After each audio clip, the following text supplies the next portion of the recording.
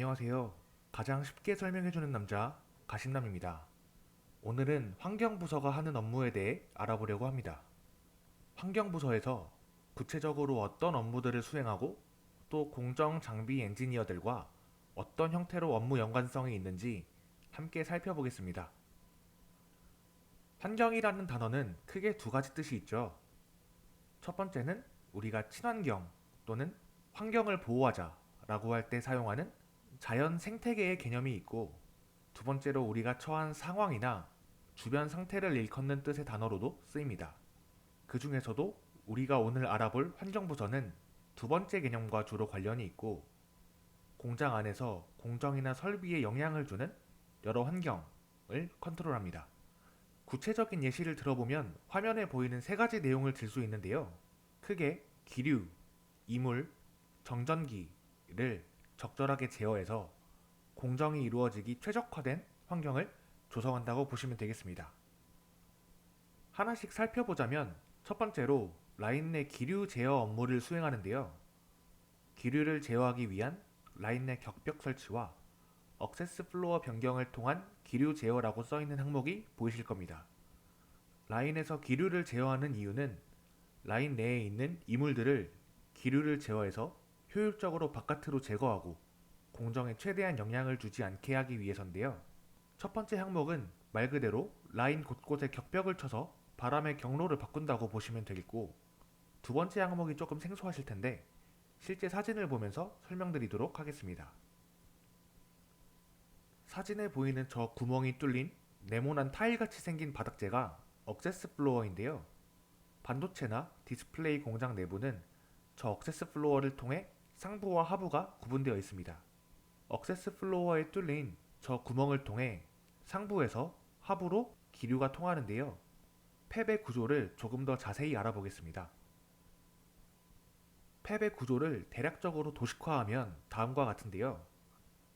팹의 천장에는 외부 공기를 필터를 통해 이물을 걸러낸 후 아랫방향으로 공기를 쏴주는 장치가 있습니다. 이를 통해 기류는 대체로 다운플로우가 형성이 되고, 팹 상부에서 억세스 플로어를 통해 하부로 내려간 기류가 라인 내에 돌아다니는 이물과 함께 벽 쪽에 붙어있는 코일로 유도되어지는 형태죠.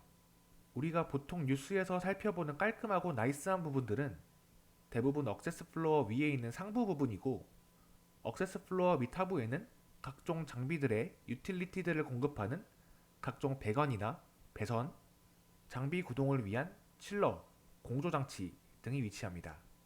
팹 상부의 예시를 들기 위해 가져온 사진은 바이든 대통령이 삼성전자 평택 공장에 방문했던 사진인데요. 사실 환경 엔지니어들이 보면 피가 거꾸로 솟을 만한 사진입니다. 굉장한 VVIP이기 때문에 저런 평상복으로 팹 내부에 출입하게 해준 것이고, 보통의 경우 이물 이슈 때문에 무조건 방진복을 입고 들어가야 합니다. 다시 본론으로 돌아와서 어떻게 억세스 플로어를 통해 기류를 제어하는지 알아볼 텐데요. 화면의 오른쪽 그림을 보시면 바닥에 깔린 억세스 플로어의 생김새가 곳곳마다 다른 것을 알 수 있습니다. 구멍이 크게 뚫린 것도 있고 아예 막혀 있는 것도 보이는데요. 억세스 플로어에 저 구멍의 크기나 개수가 어떤지에 따라서 기류가 통과하는 투과도가 달라집니다. 필요에 따라서 어떤 부분은 꽉 막힌 억세스 플로어를 사용하고, 다른 부분은 공기 투과도가 높은 억세스 플로어를 사용해서 라인 내에 흐르는 기류를 제어하는 것이라고 이해하시면 되겠습니다. 방금까지 라인 내 기류 제어에 대해 알아봤고, 환경부서가 하는 두 번째 대표적인 업무는 이물 컨트롤입니다.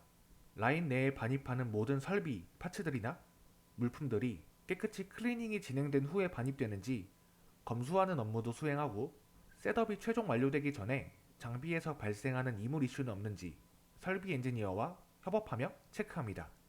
장비에서 어떤 형태로 이물 이슈가 발생하는지 예시를 들어보겠습니다.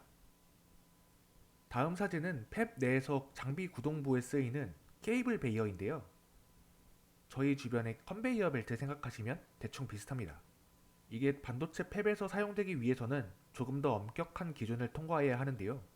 이 장비 구동부에서 마찰 등으로 인해 갈림이 발생하고, 갈린 플라스틱 조각 등이 이물로 발생하는 경우가 있습니다.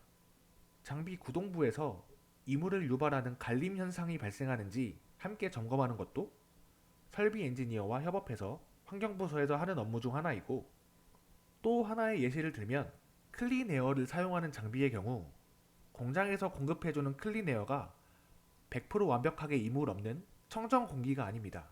이를 장비에서 사용하기 전에 필터를 사용해서 최종적으로 파티클이 0인 상태로 걸러줘야 하는데요. 필터가 제대로 걸러주지 못하면 공정을 진행하는 도중에 저 클린에어 관을 통해 이물이 달라붙게 되겠죠. 이런 참사를 막기 위해서 셋업이 끝나기 전에 장비의 모든 에어관에서 이물이 검출되는지, 즉 에어관에 위치한 필터들이 제대로 역할을 하는지 점검하는 것도 환경부서의 업무입니다. 물론 설비 엔지니어와의 협업이 필요하겠죠. 이제 마지막으로 알아볼 환경부서의 업무는 정전기 제어입니다. 우리가 겨울철에 따끔하다고 느끼는 정전기가 몇만 볼트라고 합니다. 굉장하죠? 이런 정전기들이 칩 생산 도중에 발생한다면 소자가 타거나 불량으로 이어질 수 있는데요. 환경부서에서 이런 정전기들을 막기 위해 여러 가지 노력을 하고 있습니다. 이오나이저라는 전하를 제거해 정전기를 방지하는 장치를 설치하기도 하고, 장비가 양산에 들어가기 전에 웨이퍼나 글라스가 닿는 부위에 저항값들을 확인한다든지, 정전기가 잘 발생하지 않을 최소한의 조건을 만족했나 확인합니다. 이 중에서 이오나이저에 대해 잠깐 살펴보겠습니다. 처음 듣는 분들도 많은 생소한 장치인데요. 이온 분사 타입이나 엑스레이 타입 같은 여러 가지 종류가 있지만 목적은 결국 정전기를 방지하는 것입니다. 정전기 발생 빈도가 높은 부위에 주로 설치하는데요. 저희가 겨울철에 정전기가 생기는 주요 순간들을 생각해보면 어딘가에 접촉을 하거나 마찰을 일으킬 때 정전기가 많이 생긴다는 것을 알 수 있습니다. 그래서 팹 내에서도 기판과 접촉하는 부위 주변에 많이 설치하는 편이고요. 상황에 따라서 여러 가지 형태의 이오나이저를 설치해서 사용합니다. 이오나이저라는 장치를 설치할 때도 설치하고자 하는 설비와 호환성의 문제라든지 구동부와의 간섭이 없어야 하는 등의 고려사항이 많이 있기 때문에 설비 엔지니어와 같이 협업해야겠죠. 오늘 강의 내용은 여기까지였고요. 여러분들께서 반도체나 디스플레이 관련 궁금하신 내용들을 댓글로 남겨주시면 영상 제작에 반영하여 여러분들에게 도움이 될 만한 더 좋은 영상 만들어 보겠습니다. 긴 시간 수고 많으셨고 다음 영상에서 뵙겠습니다. 감사합니다.